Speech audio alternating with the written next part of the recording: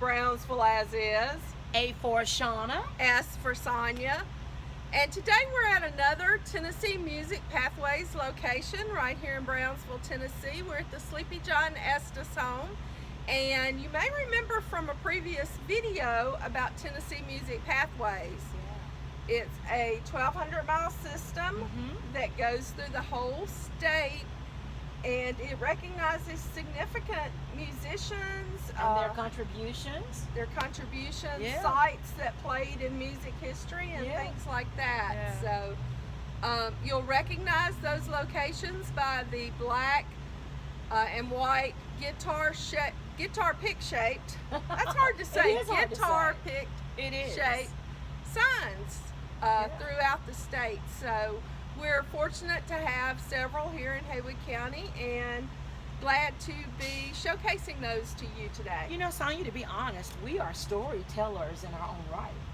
You know, when you think about the way we have, or the way our journey has gone, even with the Tennessee Music Pathways, we have become storytellers. I guess you're right. Yeah, we're storytellers. Yeah, I love it. I love it.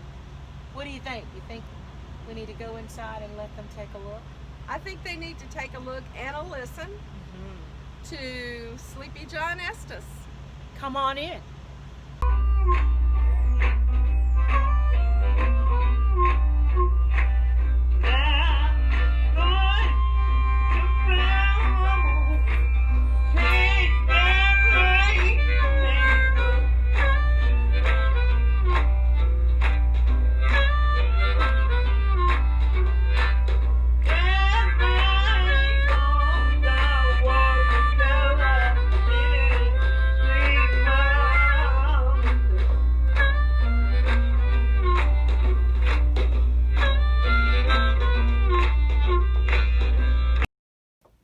John Adam Estes, known as Sleepy John Estes, was an influential blues guitarist, songwriter, and vocalist. This site, which is his last home, is pretty much as it was when he died in 1977. Estes was born in Lauderdale County near Nutbush. His father, a sharecropper who played guitar, moved the family to Brownsville, Tennessee when he was a young boy. John's first guitar was a cigar box that he made himself, and by 19, he was performing at house parties and picnics. Keep in mind, he was blind in one eye from a childhood accident. Most times he was accompanied by local musicians Hammy Nixon, a harmonica player, and James Yank Rachel, a guitar and mandolin player. He would continue to work on and off with both musicians for more than 50 years. Sleepy John made his debut as a recording artist in Memphis in 1929 at a session for Victor Records.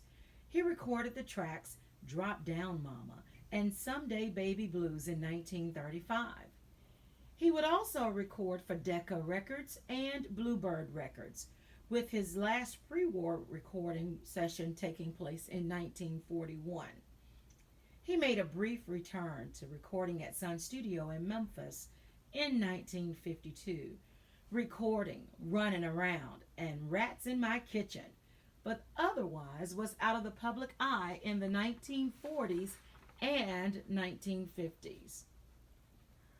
Sleepy John sang with a distinctive crying vocal style. He sounded so much like an old man, even on his early records, that most blues enthusiasts during that time thought he must be dead. He was rediscovered in 1962 by blues historians Bob Coster and Samuel Charters. By this time, he was completely blind and still living in Brownsville. He resumed touring with Nixon and recording for Delmark Records. Sleepy John, Hammy, and Yank appeared at the Newport Folk Festival in 1964. Many of Estes' original songs were based on events in his life or people he knew in his hometown of Brownsville, such as the Lawyer Clark Blues, Vassie Williams Blues, and Al Rawls. Some accounts attribute the nickname Sleepy to a blood pressure disorder or narcolepsy. Bob Coster said he simply had a tendency to withdraw from his surroundings into drowsiness whenever life was too cruel or too boring to warrant full attention. Estes himself said it was from being exhausted trying to keep up with entertaining and farming. He said, "They called me sleepy, but I never missed a note."